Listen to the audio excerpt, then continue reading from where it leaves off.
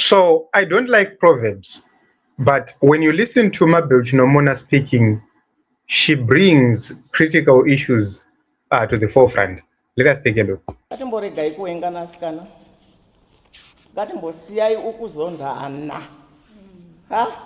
Izvozvi zvakabva kupiko zvekuti munhu anotopika kuti hapapinde hazviite kwete ndichiri kufamba inini iwewe nhai tochiti kadai wafamba hako kutorwa naMwari kuti vanhu vapinde pazvigaro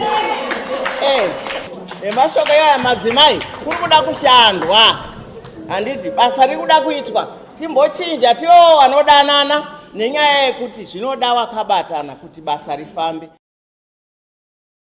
So one thing to note from this whole statement is asiri kuda kuti Tagwirei apinde ngaachitorwa naMwari.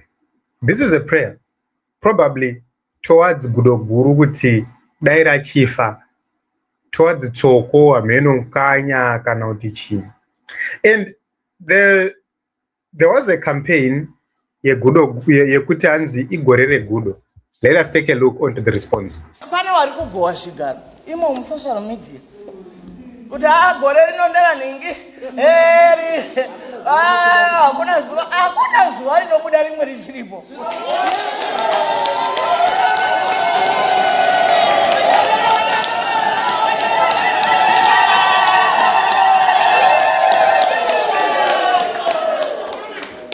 Haikona kutinyangadza, hakuna asingazive kuti kunobva wamunangagwa kuchiuya vamwe.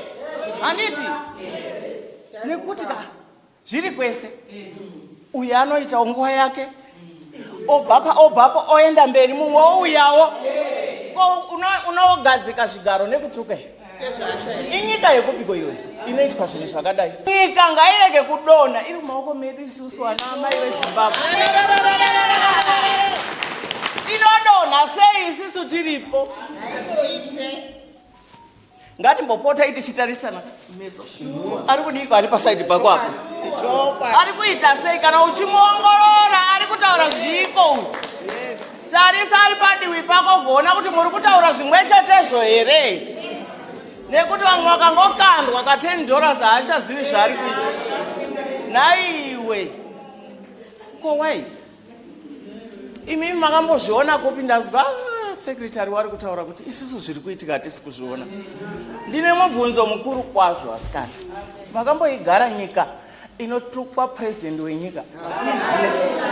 Makamboigara nyika yakadaro? Toda kuita appeal to our president kuti matiregerera baba. We have been too good.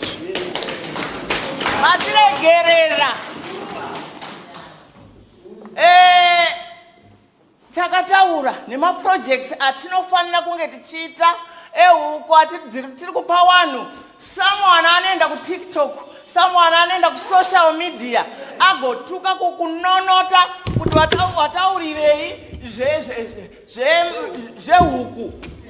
Ko iwewe ndiwani? Who are you? Mwana akaberekwa musunu akatiza nokuti anotaura nonsense. Mwana akaberekwa nani uyu akadai? Dai ari wako kana ndiwe hausi waimukanda musango mutoilet. Unomuitisei? Mwana ariko kungotuka vanhu chete kubhadharwa here? Kubhadharwa mari yekunzituka? Wobhadharwa tuka ningi? Kana tiri isusu madzimai tozviziva zvatinotukirwa.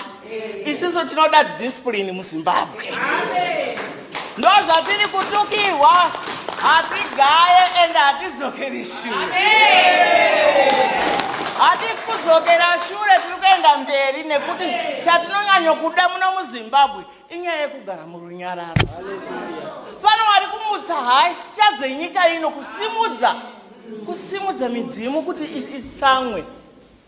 Nekuti hatina kumbozwa isusu vanhu vanorwa zvisina basa muZimbabwe muno.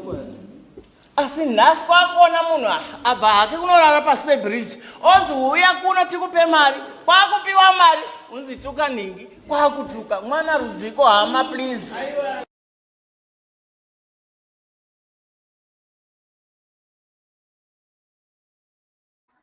So listening to Mabel Chinomona from this video, what we can tell is these Women's League people, they are wounded is because they've realized that their 2030 agenda and their 2030 plans are not going according to what they thought or according to the book.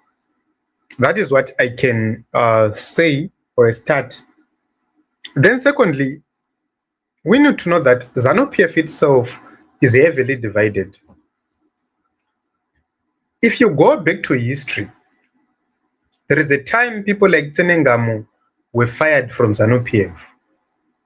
Pamusoro pekuti vakanga vachitukirira Gushungo and the first family then. Who was paying them to do whatever which they are doing? Because tazvoona kuti Tsenengamu akazodzingwa neSecond Republic. Achibva adzorwa futi neSecond Republic. Guys, vanhu ava vakanganwire zvekudaro. Zvoti munhu akangoti sorry nhasi mangwana obva atomuka akutombundikirwa akutouya to the forefront. It doesn't make like that. Ivo ndo vanhu vakagadzira system yekutukana. It became a norm. Ndo vakagadzira system yekubvisana pachigaro zvechisimba using maku. It became a norm. So a template rakagadzirwa rokuti kana taakuda kugadzirana kana pachigaro chinotuka tobva tanyombana tobva taita sei tobva tawana public sympathy tobva tapinda. It's now a template which is being used by everybody. So havagona kuchema right now because it's now happening to one of their favorite. Then why do you wish death to someone? Tanzi nunamata dai Mwari amutora. Simply because they are differing, simply because someone is saying you cannot go to 2030 and wobva vati saka Mwari ngaakutore because of that.